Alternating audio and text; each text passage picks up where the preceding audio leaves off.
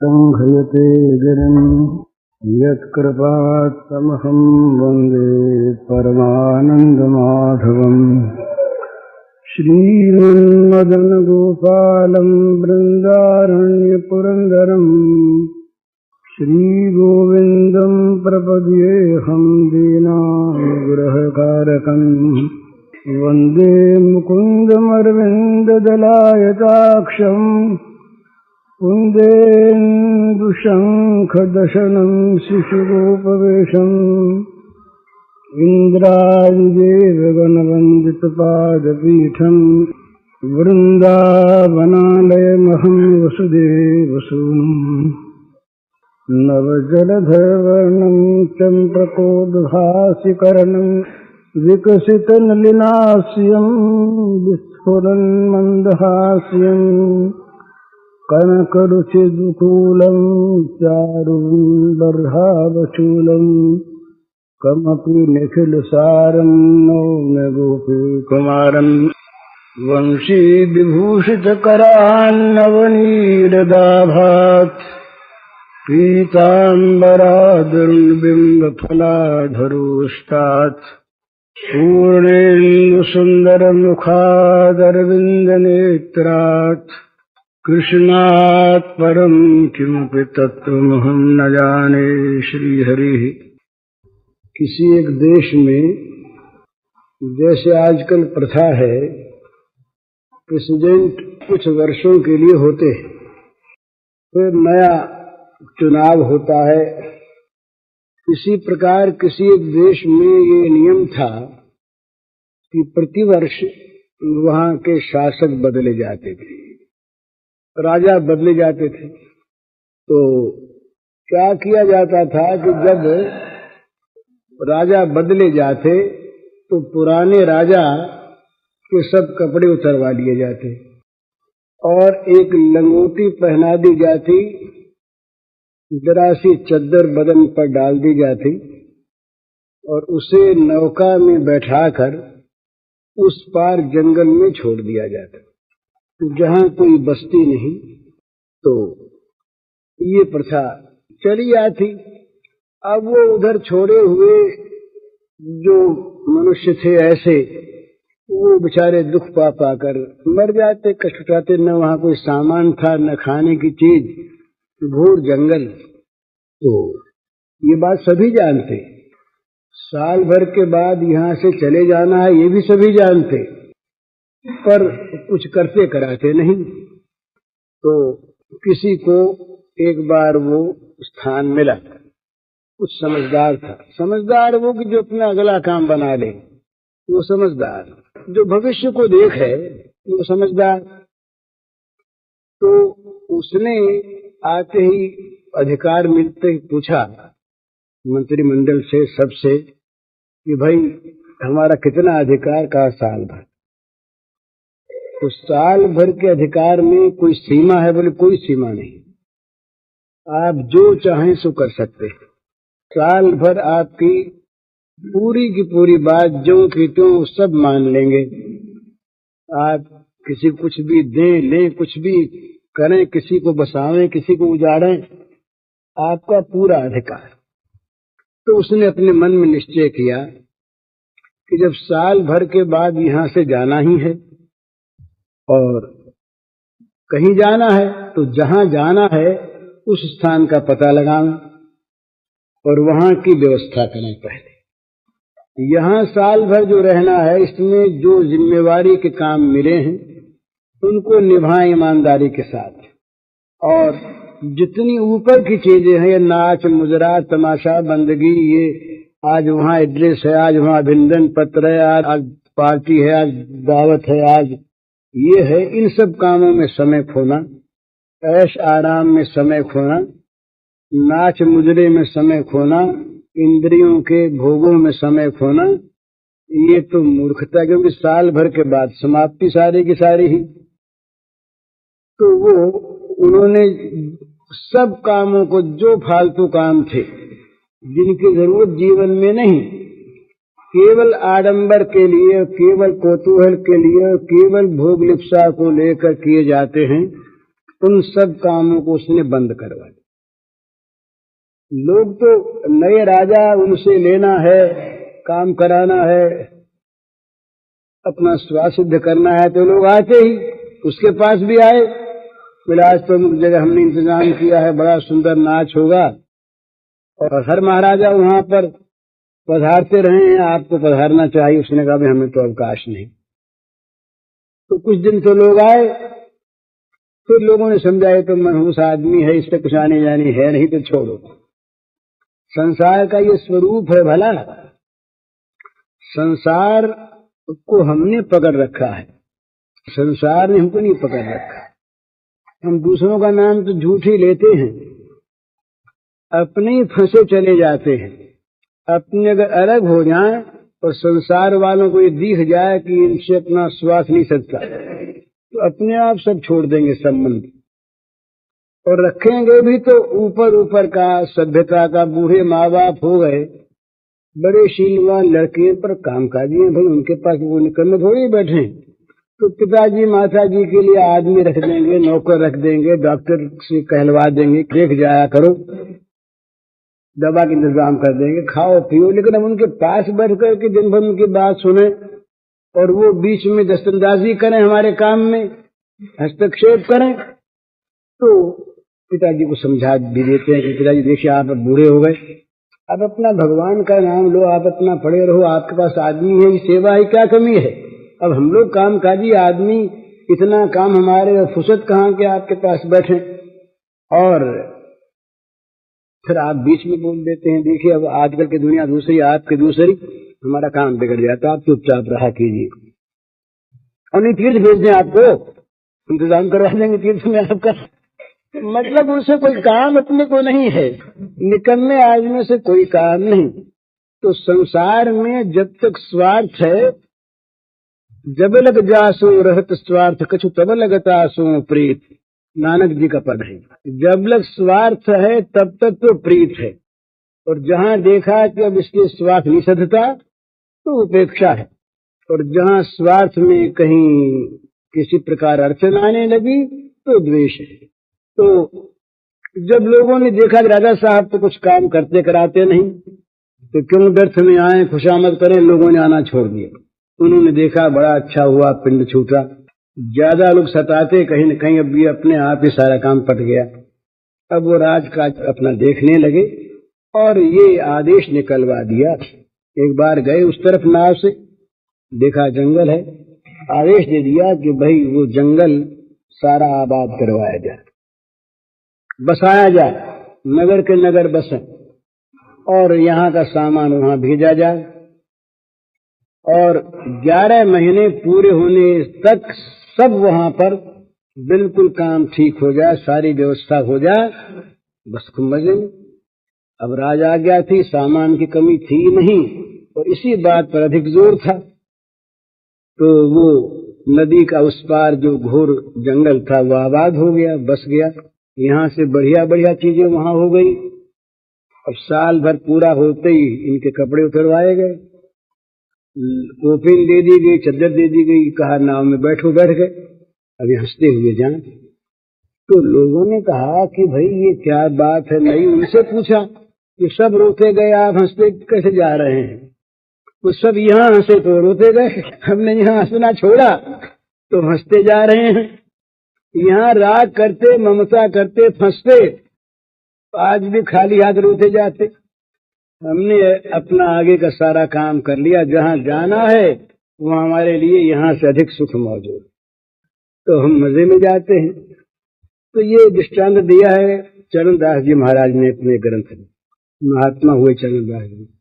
तो कहने का मतलब ये है कि हमारी जो उम्र है ये बिल्कुल मपी तुली है, श्वासों का हिसाब है, इतने श्वास आएंगे, और जहां श्वास पूरे हुए उसके बाद महाराज विल तैयार है, वकील साहब बैठे हैं पास, बोले एक सही हो जाए, इतने में एक सही हो जाए, इतने इनको होश रहना चाहिए। पर डॉक्टर के सामर्थ्य नहीं ये एक सही करने योग्य उनको बना दें, या उनको इतना समय और मिल जाए, ये नहीं होता। तो इसलिए जो कुछ भी करना है, और करना है ही, मानव जीवन ही करने के लिए मिला है, उसको सबसे पहले कर लेना है। तो यहाँ के लिए तैयार रहे। तैयारी का अर्थ यही है कि यहाँ कहीं मन अटके भटके नहीं, और आगे के लिए तैयारी रहे। तो आगे के लिए तैयारी का अर्थ है, आगे के लिए भगवान में हमारा मन लगा रहे, भगवान हमें ले जाने को प्रस्तुत रहे। ये तो आगे की तैयारी। और तैयारी क्या है कि यहाँ कहीं ममता आसक्ति नहीं रह जाए।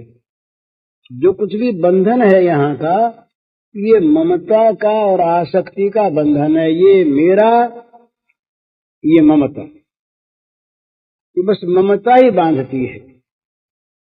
तो ममता जगत के प्राणी पदार्थों में प्रस्तुति में न रहे। देखिए, सब छूटेगा, निश्चित बात है, छूटेगा। और ऐसा छूटेगा कि फिर हम उससे संबंध रख नहीं सकेंगे। प्रेत होकर रोते भले ही रहें, प्रेत होकर के भटकें भले ही। ये एक बात बड़ी सच्ची बात मैं कहता हूं आपसे। प्रेत योनि का मैंने अध्ययन किया है, मैंने प्रेत से बातचीत की है, मुझे पता है। तो प्रेत लोक में बड़ा कष्ट होता है यहाँ की वासनाओं को लेकर, यहाँ की ममताओं को लेकर, यहाँ की आसक्ति को लेकर, यहाँ के बैर विरोध को लेकर। तो यहाँ का खाता चुकता करके जाना चाहिए। लेन देन का, लेन देन माने राग द्वेष का खाता, ममता का खाता यहाँ चुकता हो जाए, तब तो बड़ी आसानी से आगे शांति मिलती है। और नहीं तो महाराज इतना भयानक कष्ट होता है, और वो होता है जीव निरुपाय, कुछ कर पाता नहीं, और मन उसका रात दिन जलता रहता है। तो प्रेत योनि में जो निम्न कोटि के प्रेत होते हैं, उनको नरक यातना तो भोगनी पड़ती ही है। उसके अतिरिक्त उनका मानस क्लेश इतना भयानक होता है कि जिसको किसी प्रकार से वो मिटा नहीं सकते। यहाँ मिटा सकते हैं, मनुष्य कर्म स्वतंत्र है, लेकिन प्रेत नहीं। वहां तो ऐसी बुरी दशा होती है कि जिसका कोई ठिकाना नहीं। तो यहाँ किसी चीज में मन की आसक्ति रखकर, ममता रखकर हम यदि मरे, तो यहाँ के पदार्थों से, प्राणियों से हमारा संबंध तो विच्छिन्न हो जाएगा शरीर का, पर मन का रहेगा। और मन का जो रहेगा वो बड़ा दुखदायी होगा आगे के लिए। तो यहाँ का खाता जहाँ तक बने चुकता कर दे, अपने आप को भगवान के चरणों में सौंप दे, ममता सारी भगवान में केंद्रित कर दे, तो यहाँ की ममता को उठा दे। नहीं तो मरते समय भी कष्ट होता है। मरते समय जिसकी ममता आसक्ति द्वेष यहाँ नहीं है, वो आराम से मरता है।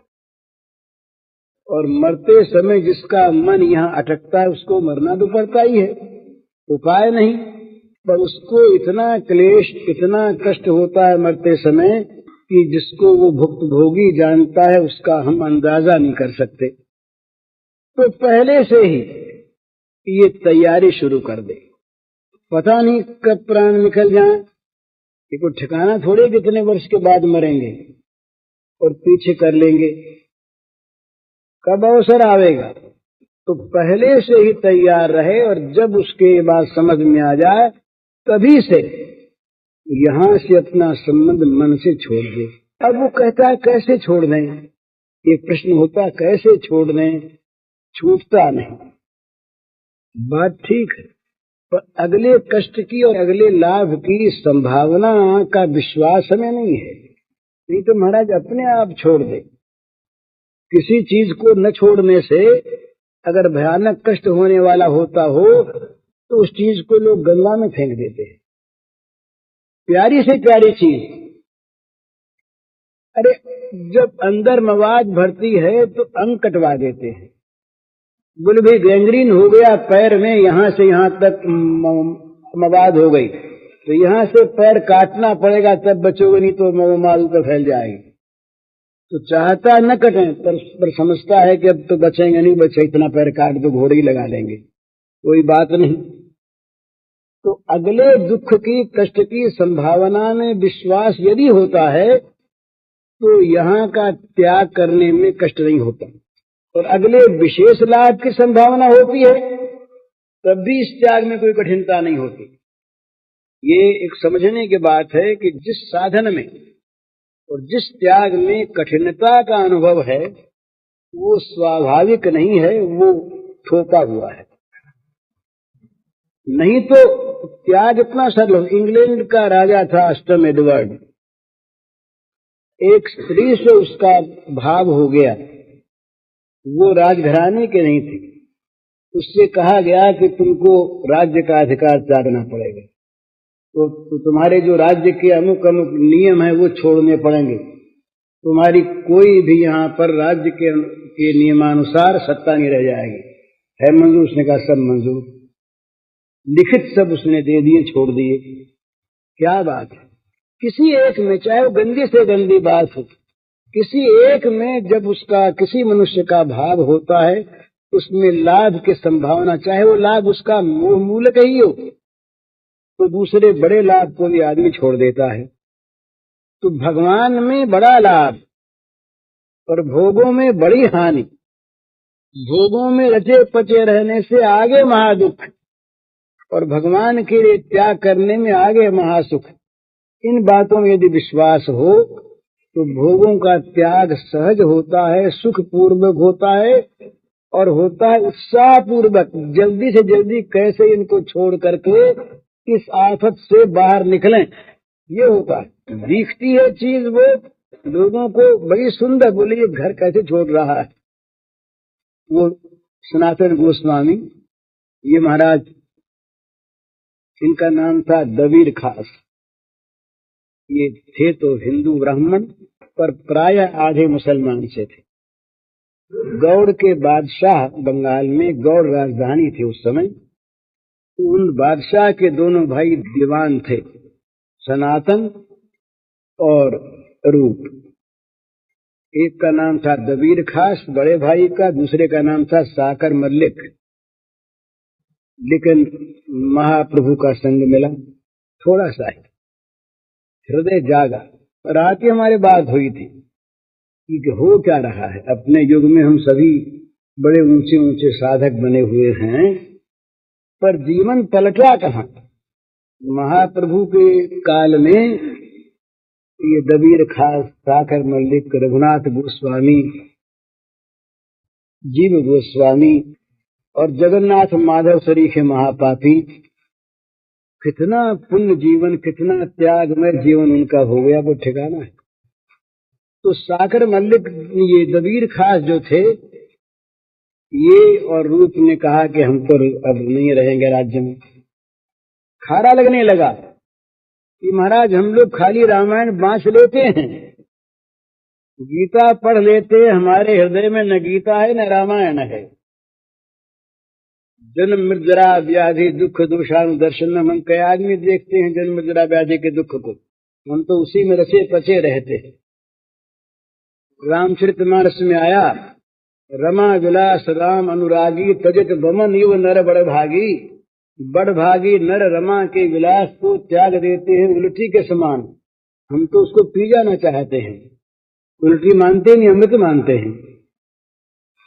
तो असली चीज तो जीवन में आनी चाहिए। तो इन्होंने कहा राज्य में नहीं रहेंगे, तो रूप तो निकल गए। सनातन नहीं निकल पाए, तो सनातन बादशाह ने देखा कि इनके जाने पर तो राज चलना मुश्किल, यही सब कुछ थे, तो इनको कैद कर दिया। सनातन गोस्वामी को कैद कर दिया, जेल में पड़े, और मन इनका वृंदावन के लिए मचल रहा है। तो क्या करें। तो जेल सारी इन्हीं के माधती में थी, ये भी राजा थे, सब जानते थे। तो किसी प्रकार से ये जेल से निकले, एक नौकर को साथ लिया और कोपीन पहन के चल पड़े। रास्ते में कुछ ठग पीछे हो गए, तो ये तो सब जानने वाले थे, सब राजकाज को जानते थे। तो नौकर से पूछा कि तुम्हारे पास कुछ है तो नहीं ना? बोले महाराज नहीं। बोले नहीं तो ठग पीछे क्यों हुए? ठग तो माया को देख कर होते, कुछ होगा जरूर। तो उसने कहा कि मेरे मन में आए कि शायद काम पड़े, तो मैंने सोने की 6 मोहर ले ली। कहा दे दो इनको। सोने की 6 मोहरें दे दी। देने के बाद भी वो ठग पीछे रहे। तब सनातन ने कहा कि मालूम होता है कुछ रख लिया है। तो कह दिया। बोले 1 मोहर रख ली थी मैंने। बोले मोहर भी दे दो, तुम भी जाओ, अब हमको तुम्हें साथ नहीं रखना है, ये भी विघ्न ही है। उसको छोड़ दिया, ठगों ने छोड़ दिया। बाबा जी के पास ठग क्या ले, कोई मिलने का हो तो ले, नहीं तो क्या ले। सुख सोए तुम्हारे की चोर में मटिया ले कहा। तो महाराज जी आगे बढ़े तो हाजीपुर एक स्थान है बिहार में, वहां घोड़े दिखते थे, घोड़ों का मेला लगता था। तो इनके एक बहनोई थे श्रीकांत, वो भी राज्य में उच्च कर्मचारी थे। तो वो घोड़ा खरीदने के लिए आए हुए थे हाजीपुर। ये इतना मस्त हुए, नाम कीर्तन करते चले जा रहे। तो श्रीकांत उधर कहीं घूमने आए थे। श्रीकांत को आवाज पहचानी हुई से मालूम दी। थे तो उनके बहनोई पर इन्हीं के माधती में रहते थे। वो तो बड़े ऊंचे दीवान थे, वो साधारण कर्मचारी थे इनके सामने। तो पास आ गए, देखा अरे तो वो हैं, हाथ जोड़े। ये क्या दशा महाराज, कहाँ जा रहे हैं? बोले अब जा रहे हैं। तो बोले घर लौट चले। तो बोले अब घर ही को लौट चले। अब तक विदेश में थे, अब घर की ओर जाना शुरू करते हैं, घर की ओर जा रहे हैं। ये बदल जाता है महाराज, ये घर नहीं दिखता फिर। इसीलिए जो भक्त होते हैं वो अनिकेत होते हैं। अनिकेत होते इसका अर्थ ये नहीं कि वो किसी घर में नहीं रहते, पर घर उनका नहीं रहता। ये घर उनका नहीं रह जाता, ये तो सराय में ठहरे हैं। सिकंदर के पास एक फकीर आए, आ करके उनका महल था तो घुस गए अंदर, और बाहर जो दरबार का हॉल था उसमें बैठ गए। तो लोगों ने कहा कि देखिए महाराज जी, आप लोगों के लिए अलग स्थान बना हुआ है, वहां आप ठहरिए, ये तो स्वयं सम्राट का स्थान है, तो अब हम तो यहीं रहेंगे। और फकीर मस्त थे। अब बार बार उनको समझाया बुझाया। सिकंदर का कहा हुआ था कि भाई किसी साधु के साथ दुर्व्यवहार नहीं करना है। दुर्व्यवहार कर नहीं सके तो सिकंदर स्वयं आए। कहा महाराज आपके लिए अलग स्थान है, आप पधारिए। तो बोलिए किसका स्थान है? तो कहा ये तो हमारा स्थान है। अच्छा आपका स्थान है, आप कब से इसमें हैं? बोले महाराज जब से हम जन्मे, यही जन्मे थे, यही ये स्थान है। तो आप जन्मे यहाँ? बोले तो इसके पहले कौन था? बोले पहले हमारे पिताजी थे। बोले वो कहाँ से आए थे? बोले वो भी जन्मे ही थे, यही रहे। बोले उसके पहले दादाजी थे, परदादाजी थे। तो बोले वो सब गए कहाँ थे? तो कहा महाराज ये तो क्या पूछते, मर गए सब। बोले तुम भी यहीं रहोगे? बोले नहीं महाराज ये कोई रहता थोड़ी है, जन्मता है, मरता हम भी मर जाएंगे। तब बोले फिर तुमने कैसे कहा हमारा मकान है, ये तो सराय है, इसमें 2 दिन ज्यादा रहे, 2 दिन कम रहे, और क्या है? तो तुम भी सराय में टिके, हम भी सराय में टिके, तुमने कैसे कह दिया हमारा? तो कोई साधु फकीर जिद्दी थोड़े ही थे, उनको समझाने आए थे कि भाई तुम किसी मकान को, किसी घर को अपना मत कहो, इसमें से ममता निकाल दो। वास्तव में ये तुम्हारी चीज नहीं है, तुमने ममता का आरोप कर रखा है, तुम्हारी है नहीं। तो सनातन ने कहा घर जा रहे हैं। तो समझाया बुझाया, उनके पास कुछ था नहीं। अब इतना त्याग एक प्रोटीन के सेवा, ये महाराज ये ऐसे बड़े त्यागी हुए। एक कोपीन रखी इन्होंने, एक मिट्टी का करवा, कमंडल नहीं रखा काठ का, भी फूट गया, मिट्टी का करवा रखा, और नीचे कभी सोए नहीं। तो पेड़ भी रोज बदला, एक पेड़ के नीचे कल नहीं रहे, उसमें भी कहीं ममता न आ जाए। बाहर का इतना इनका महान त्याग रहा। तो श्रीकांत ने बड़ा जोर दिया, बोले कुछ है नहीं आपके पास? जाड़े के दिन थे। अब ये राजा रह करके आए तो कहा महाराज एक कंबल ले लो। तो माने नहीं श्रीकांत, तो एक भूत कंबल थी बढ़िया, तो कंबल उनके अच्छा डाल दो। कंबल डलवा ली और पहुंचे वृंदावन। महाप्रभु के सामने गए तो महाप्रभु ने आदर किया, भाई बड़ा सुंदर। पर महाप्रभु कोई रस की बात, कोई मंत्र दीक्षा इत्यादि न दें, और महाप्रभु की आंख कंबल की तरफ जाए। ये अब समझ गए कि ये कंबल बाधक हो रही है। तो यमुना जी के घाट पर गए, जा करके वहां एक भिखारी था, उसके पास फटी गुदड़ी, चिथड़ा बिल्कुल न मालूम, उसमें हजारों जगह कारियां लगी गंदी। उससे कहा कि गुदड़ी दे दो हमें और एक कंबल तुम ले लो। बड़ा प्रसन्न हो गया, उसने गुदड़ी दे दी, कंबल ले ली। तो गुदड़ी डाल करके जब ये महाप्रभु के सामने आए तो महाप्रभु ने कहा, सनातन तुम पर कृष्ण की बड़ी कृपा है, तुम पर श्री कृष्ण की बड़ी कृपा है। तो महाराज मैं बात ये कह रहा था कि हम जिस घर में, जिस शरीर में, जिन प्राणी पदार्थों में ममता आसक्ति अहंता किए हुए हैं, ये सब कुछ भी हमारा नहीं है।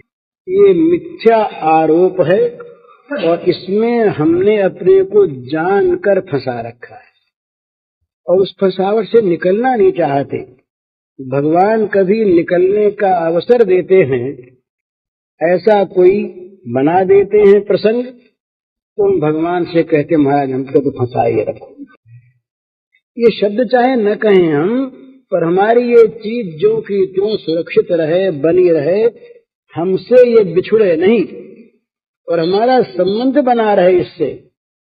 हमारी ही चीज मरते दम तक ये रहे, मरने के बाद भी हमारा ही नाम इस पर छाप लगी रहे, अमुक की चीज। इस प्रकार का हमारा मोह रहता है। चीज छूटती है, छूट जाने के बाद अगर मोह रहा, अगर ममता रही, तो महाराज अगली योनियों में भी, प्रेत योनि, पितृ योनि, देव योनि, इनमें भी उसकी स्मृति रहती है, ममता रहती है, दुख होता है, उपाय चलता है।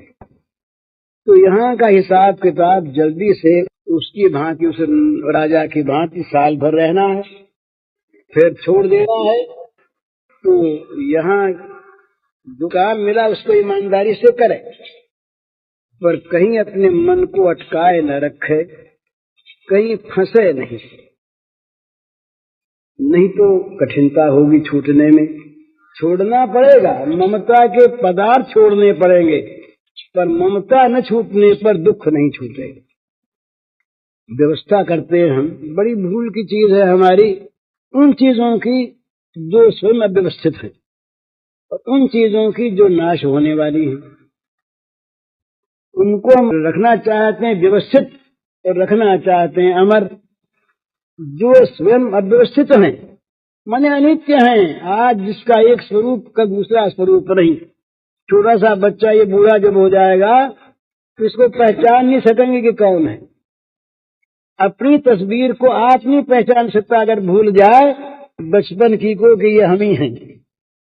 तो प्रतिक्षण यहाँ की प्रत्येक वस्तु मर रही है, इसका नाम मर्त्यलोक। मृत्यु का प्रवाह बह रहा है सतत। हमारी उम्र मर रही, हमारे कपड़े मर रहे, जमीन मर रही, ये सब चीजें मर रही। तमाम रूपांतर जो है वो क्या बताता है? इस समय जो रूप है क्षण भर के बाद ये नहीं रहेगा, दूसरा आ गया, मर गया। छोटा सा बच्चा बड़ा हो गया, हम ये नहीं देखते कि प्रत्यक्ष कैसे बढ़ रहा है, तो रूपांतर तो हुआ जा रहा है, ये हम प्रत्यक्ष देखते हैं। तो प्रत्येक वस्तु यहाँ की अनित्य, अव्यवस्थित और मरण धर्मा। इन पर कभी बिछोह नहीं होता, जो कभी छोड़ना जानते नहीं। उन भगवान के साथ हम संबंध जोड़ते नहीं, बल्कि जुड़े हुए को भी याद करना नहीं चाहते। भय रहता है कि कहीं वो याद आ गया तो ये छूट जाएगा।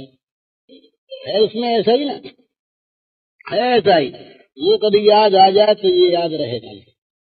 ये जो हम लोगों को याद रहता है ना महाराज, संसार की स्मृति, ये मीठी स्मृति तभी तक बनी हुई